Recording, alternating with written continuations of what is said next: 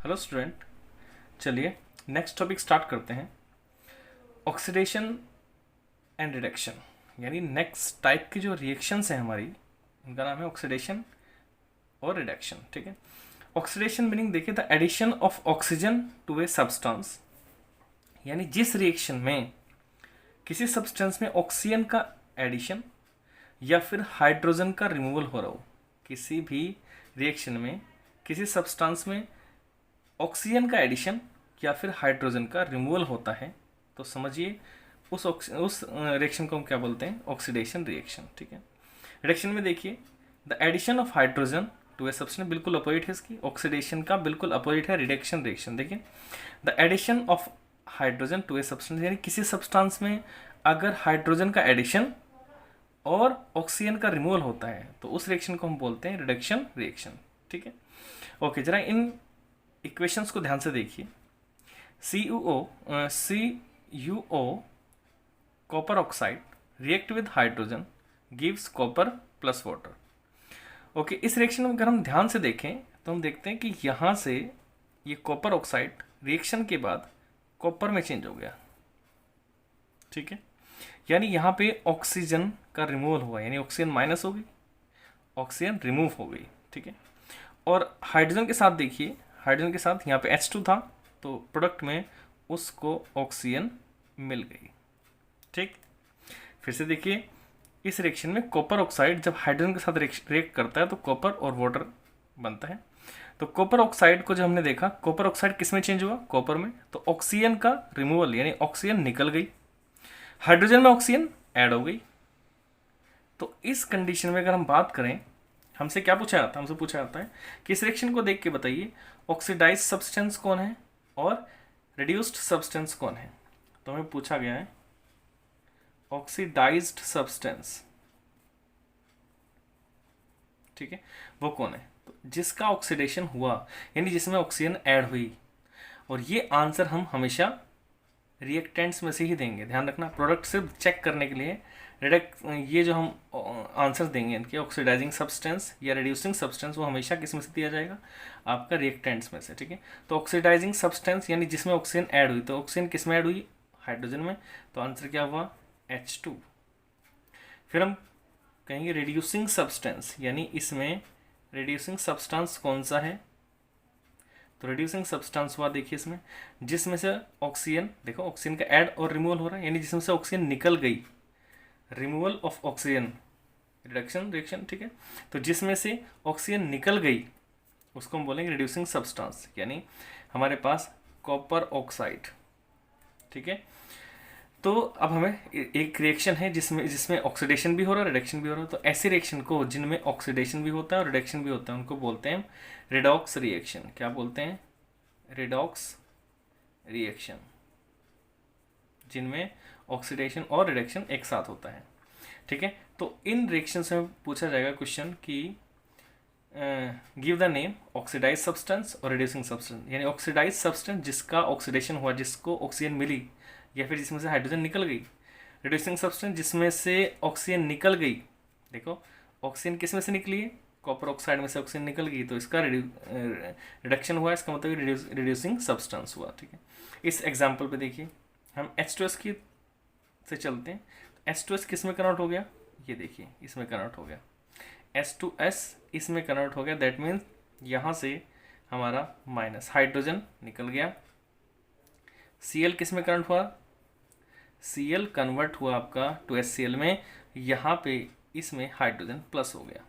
ठीक है, यहाँ पे हाइड्रोजन माइनस और यहाँ पे हाइड्रोजन प्लस। देखिए H2S में हाइड्रोजन था लेकिन जब ये कन्वर्ट हुआ आफ्टर रिएक्शन तो देखिए सल्फर मिला हमें, लेकिन इसमें से हाइड्रोजन निकल गया, that means removal of hydrogen हुआ। यहाँ पे देखिए क्लोरीन था लेकिन प्रोडक्ट के बाद हमें मिला हाइड्रोक्लोरिक एसिड, यानी इसका मतलब इसमें हाइड्रोजन ऐड हो गया। तो हम बात करते हैं ऑक्सीडाइजिंग सब्सटेंस, ऑक्सीडाइजिंग सब्सटेंस। ठीक, तो कौन सा सब्सटेंस इसका ऑक्सीडेशन हुआ है, तो हमने कहा जिसमें से हाइड्रोजन निकली है। देखो रिमूवल ऑफ हाइड्रोजन, तो जिसमें से हाइड्रोजन निकली है यानी वो हमारे पास होगा H2S। ठीक है, फिर हमसे पूछेगा रिड्यूसिंग सब्सटेंस, रिड्यूसिंग सब्सटेंस, तो देखिए जिसमें हाइड्रोजन ऐड हुई तो addition of hydrogen reducing substance हुआ। तो रिड्यूसिंग सब्सटेंस कौन है इसमें, जिसमें हाइड्रोजन ऐड हुई, तो हमारे पास है वो Cl2, ध्यान रखना Cl2, यानी हमारे आंसर जो होंगे सिर्फ रिएक्टेंट्स में से ही होंगे। फिर से देख लीजिए, इस रिएक्शन में हमने देखा है यहाँ से ऑक्सीजन निकल गई, यहाँ से ऑक्सीजन ऐड हो गई, तो जिस सब्सटेंस में ऑक्सीजन ऐड होती है उसको हम बोलते हैं ऑक्सीडाइजिंग, उसका ऑक्सीडेशन हुआ उसको हम बोलते हैं ऑक्सीडाइजिंग सब्सटेंस, यानी हाइड्रोजन आपका ऑक्सीडाइजिंग सब्सटेंस हुआ। यहाँ से आपकी ऑक्सीजन निकल गई, तो जिसमें से ऑक्सीजन निकलती है the removal of oxygen is called reducing substance, that is CuO।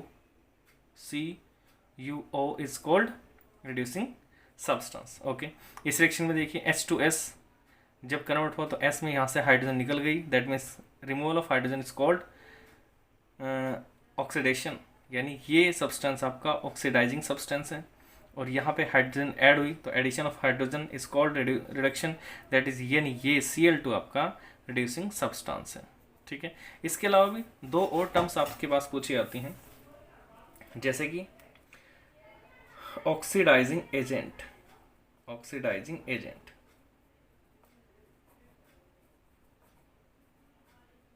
ठीक है, देखिए ध्यान से, ऑक्सीडाइजिंग एजेंट। तो ऑक्सीडाइजिंग एजेंट क्या होते हैं, हमने कहा विच गेट्स रिड्यूस्ड, जिनका रिडक्शन हुआ वो ऑक्सीडाइजिंग सब्सटेंस कहलाते हैं। ठीक है, और रिड्यूसिंग सब्सटेंस क्या होते हैं, रिड्यूसिंग एजेंट। रिड्यूसिंग एजेंट क्या होते हैं, एजेंट विच गेट्स ऑक्सीडाइज्ड, यानी ऑक्सीडाइजिंग एजेंट वो होते हैं जिनका रिडक्शन हुआ। ठीक है, ऑक्सीडाइजिंग एजेंट कौन है, जिनका रिडक्शन हुआ। रिड्यूसिंग एजेंट कौन है, जिनका ऑक्सीडेशन हुआ। अब जैसे मैं आपके पहले रिएक्शन में देखता हूँ, हमने कहा ऑक्सीडाइजिंग सब्सटेंस कौन है, H2, रिड्यूसिंग सब्सटेंस कौन है, CO। अगर मैं ऑक्सीडाइजिंग एजेंट ढूंढता हूँ तो जिनका रिडक्शन हुआ, रिडक्शन किसका हुआ, CO का, तो CO आपका फर्स्ट में, CU आपका क्या है, ऑक्सीडाइजिंग एजेंट, क्या है, ऑक्सीडाइजिंग एजेंट। ठीक है, और रिड्यूसिंग एजेंट कौन है, हमने कहा जिसका ऑक्सीडेशन हुआ, यानी H2 आपका क्या है, H2 आपका क्या है, रिड्यूसिंग एजेंट। यानी आप सिंपल सी बात है, ऑक्सीडाइजिंग सब्सटेंस और रिड्यूसिंग सब्सटेंस आपने लिख दिया, उसको उल्टी तरह से लिख दीजिए, ऑक्सीडाइजिंग सब्सटेंस रिड्यूसिंग एजेंट है आपका, रिड्यूसिंग सब्सटेंस ऑक्सीडाइजिंग एजेंट है आपका। यानी देखो ऑक्सीडाइजिंग एजेंट कौन है आपका, जिसका रिडक्शन हुआ, रिड्यूसिंग सब्सटेंस। ठीक है, और रिड्यूसिंग एजेंट कौन है आपका, जिसका ऑक्सीडेशन हुआ, यानी ऑक्सीडाइजिंग सब्सटेंस। ठीक है, अब सेकेंड मुझे बताइए ऑक्सीडाइजिंग एजेंट कौन है, हमने कहा जिसका रिडक्शन हुआ, यानी आपके पास Cl2 है ऑक्सीडाइजिंग एजेंट, और आपका H2S क्या हुआ, रिड्यूसिंग एजेंट। ठीक है, आपको क्लियर हो गया होगा कि जिसका ऑक्सीडेशन होता है वो रिड्यूसिंग एजेंट होता है, जिसका रिडक्शन होता है वो ऑक्सीडाइजिंग एजेंट होता है। ठीक है, तो एक बार इन दोनों का नाम लिख के हम ऑक्सीडाइजिंग और रिड्यूसिंग एजेंट आराम से उल्टा करके लिख देंगे, वही आपका ऑक्सीडाइजिंग एजेंट और रिड्यूसिंग एजेंट बन जाएगा। ठीक है, आई होप आपको क्लियर होगा, एक बार आप नोट्स में से स्टडी मटेरियल से पढ़ेंगे तो आपको क्लियर हो जाएगा। आगे देखते हैं, हमारे पास नेक्स्ट क्वेश्चन आता है, arrange silver, copper and magnesium in the increasing order of their reactivity using the following chemical equation. हमें सिल्वर, कॉपर और मैग्नीशियम को उनकी रिएक्टिविटी के बेसिस पे इंक्रीजिंग ऑर्डर में लिखना है, कि सबसे पहले सबसे छोटा, जिसका जो लेस रिएक्टिव है उसके बाद उससे ज़्यादा, उससे ज़्यादा, इस तरह से लिखना है। हम चेक करते हैं, पहले रिएक्शन हमारे पास है AgNO3 CuNO3 whole twice plus Ag। हमने देखा जैसे सिल्वर नाइट्रेट में कॉपर डालते हैं तो कॉपर सिल्वर को डिस्प्लेस कर रहा है, इसका मतलब copper is more reactive than silver. क्योंकि कॉपर ने सिल्वर को डिस्प्लेस कर दिया। NO3 ये सोल्ट अपने साथ ले लिया और इसको सिल्वर को डिस्प्लेस कर दिया, that means copper is more reactive than silver. यहाँ पे देखिए copper sulphate plus MgSO4 plus copper, that means Mg ने कॉपर सल्फेट्स को कॉपर से सल्फेट से कॉपर को अलग कर दिया, यानी Mg is more reactive, Mg is more reactive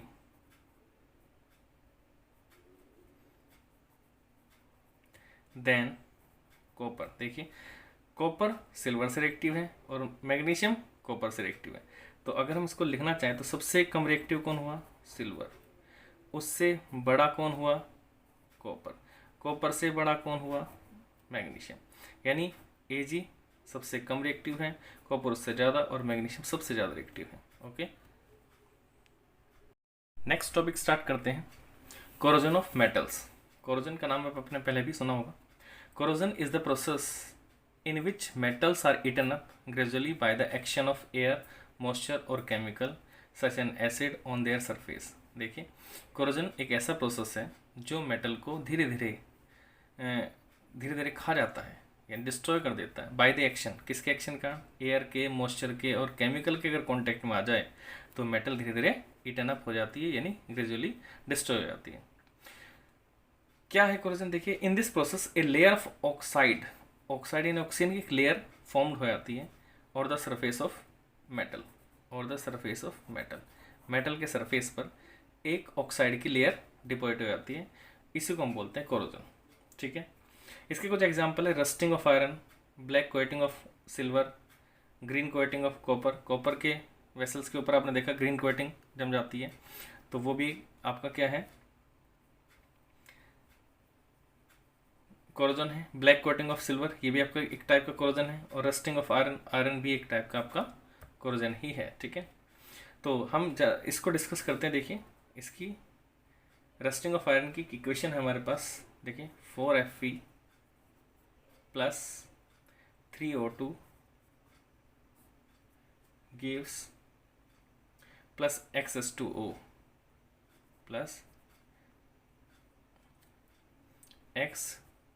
H2O, इसको बैलेंस करके लिखते हैं, gives 2Fe 2O3 dot XH2O। ठीक है, देखिए आयरन जब ऑक्सीजन और वाटर के कांटेक्ट में आता है तो उस पर ये हाइड्रेटेड आयरन थर्ड ऑक्साइड, इसका नाम होता है हाइड्रेटेड आयरन थर्ड ऑक्साइड, ये इसकी लेयर आयरन के सरफेस के ऊपर डिपॉजिट हो जाती है, जो इसको ग्रेजुअली ईटन अप कर देती है, डिस्ट्रॉय कर देती है। तो आयरन जब ऑक्सीजन और वाटर के, ये X का मतलब है सम मॉलिक्यूल्स ऑफ वाटर, यानी कुछ मॉलिक्यूल्स हो सकते हैं, 4 बूंद 10 बूंद 20 बूंद। ठीक है, ड्रॉप्स हैं, कुछ भी, कितने मॉलिक्यूल्स हैं हमें नहीं पता, कितने मॉलिक्यूल्स के कांटेक्ट में आएगी मेटल आपकी। ठीक है, वो बारिश में बाहर रखी हो या हमने उसके ऊपर पानी डाल दिया गलती से, कितना वाटर है हमें नहीं पता, वो X मॉलिक्यूल्स हैं आपके। ठीक है, 4Fe plus 3O2 plus 2XH2O। ठीक है, तो एक हमारे पास ये सॉलिड बनता है जो आयरन की सरफेस पर डिपॉजिट हो जाता है, जिसे हम बोलते हैं हाइड्रेटेड आयरन थर्ड ऑक्साइड। ठीक है, और ये धीरे धीरे उसमें आयरन मेटल को डिस्ट्रॉय कर देता है। ये रस्टिंग ऑफ आयरन की बहुत इंपॉर्टेंट इक्वेशन है जो आपको लर्न करनी है। ओके, इसके बाद एक और टॉपिक है, देखिए रेंसिडिटी। तो समझिए रेंसिडिटी क्या होती है? The condition of produced by aerial oxidation. Aerial oxidation का मतलब क्या है कि oxidation by oxygen present in air, यानी एयर में जो ऑक्सीजन प्रेजेंट है उसने जो ऑक्सीडेशन किया है, ऑफ फैट्स और ऑयल इन फूड्स, यानी फूड्स के अंदर जो फैट्स और ऑयल का ऑक्सीडेशन, एरियल ऑक्सीडेशन, ये एयर में प्रेजेंट ऑक्सीजन के कारण जो ऑक्सीडेशन होता है उससे क्या होता है? मार्क बाय अनप्लीजेंट स्मेल और टेस्ट।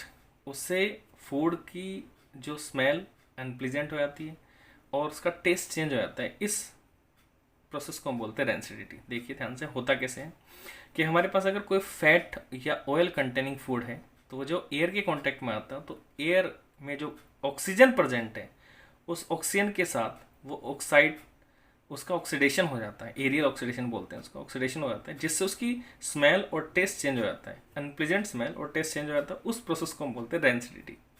ठीक है, जैसे आपने देखा होगा कि अगर आपके पास कोई चिप्स का पैकेट है, आप उसको बाहर रख दो खोल कर, तो एक दिन बाद उसको जब खाएंगे तो उसका टेस्ट और स्मेल चेंज हो जाएगा, क्योंकि उसका एरियल ऑक्सीडेशन होगा, क्योंकि उसमें फैट और ऑयल कंटेनिंग फूड था चिप्स, इनका एयर में प्रेजेंट ऑक्सीजन के साथ एरियल ऑक्सीडेशन हो गया, इसलिए उसकी स्मेल और टेस्ट चेंज हो गया। इस प्रोसेस को हम बोलते हैं रेंसिडिटी।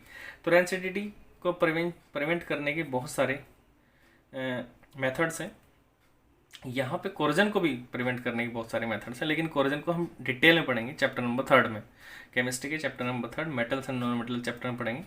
तो इसको हम अभी सिर्फ कोरोजन का हमने इंट्रो दिया है, तो सिर्फ इंट्रो ही है इस चैप्टर में, हम 3rd चैप्टर में इसको डिटेल में पढ़ेंगे। ओके, तो प्रिवेंशन फ्रॉम रेंसिडिटी, देखिए रेंसिडिटी से बचने के क्या क्या तरीके हैं। एडिंग एंटीऑक्सीडेंट, एंटीऑक्सीडेंट मतलब ऐसे जिसमें, एंटीऑक्सीडेंट का मतलब जो ऑक्सीडेशन नहीं होने देते, ऐसे कुछ प्रोडक्ट हैं हमारे पास, ठीक है, वो हम फूड में डाल देते हैं जिसमें फैट और ऑयल हो, ठीक है, या फैट्स और ऑयल कंटेनिंग फूड में अगर हम एंटीऑक्सीडेंट डाल देंगे तो उनका ऑक्सीडेशन डिले हो जाएगा, जैसे कि BHA ब्यूटिलेटेड हाइड्रोक्सिल एनिसोल या BHT, 2 सब्सटेंस के मैंने नाम दिए यहाँ पे, ब्यूटिलेटेड हाइड्रोक्सिल और टूलिन। ठीक है, ये ऐसे कंपाउंड हैं जिनको हम फैट्स या ऑयल कंटेनिंग फूड में डाल देंगे तो उनको ऑक्सीडेशन थोड़ा डिले हो जाएगा। Second, packaging of fat and oil containing food in nitrogen gas, जैसे कि आपने देखा होगा जो आपकी चिप्स है, चिप्स से ज़्यादा उसमें एयर भरी होती है, वो एयर नहीं है, वो क्या है, नाइट्रोजन गैस है। नाइट्रोजन गैस क्यों डालते हैं उसमें, ताकि वो नाइट्रोजन गैस उसको प्रोटेक्ट करती है चिप्स के पैकेट यानी उस ऑयल कंटेनिंग फूड को एयर के कांटेक्ट में आने से। जब तक वो एयर के कांटेक्ट में नहीं आएगा तब तक उसकी रेंसिडिटी नहीं होगी, इसलिए हम उसमें नाइट्रोजन डालते हैं। नाइट्रोजन उनके बीच में, यानी चिप्स के बीच में, अगर हम सिंपली लैंग्वेज में कहें, चिप्स और एयर के बीच में दीवार का काम करती है नाइट्रोजन गैस। ठीक है, कीपिंग फूड इन रेफ्रिजरेटर, अगर रेफ्रिजरेटर में भी हम फैट और ऑयल कंटेनिंग फूड को रखते हैं तो ये प्रोसेस, रेंसिडिटी वाला प्रोसेस थोड़ा डिले हो जाता है। ठीक है, storing food in air tight container, यानी अगर किसी कंटेनर में से हम एयर को निकाल दें उसके बाद फूड को पैक करें तो उसमें अब एयर नहीं है, तो एरियल ऑक्सीडेशन भी नहीं होगा या बहुत स्लो होगा, तो ये भी एक मेथड है इसको कम करने का। Storing food away from the light से भी अगर हम दूर रखें, थोड़ा ऑक्सीडेशन का प्रोसेस, उसका रेंसिडिटी का प्रोसेस थोड़ा डिले होता है। ठीक है, ओके, ये था आपका चैप्टर नंबर 1 कंप्लीट हो चुका है। आई थिंक आपको क्लियर हो गया होगा। Okay, thank you.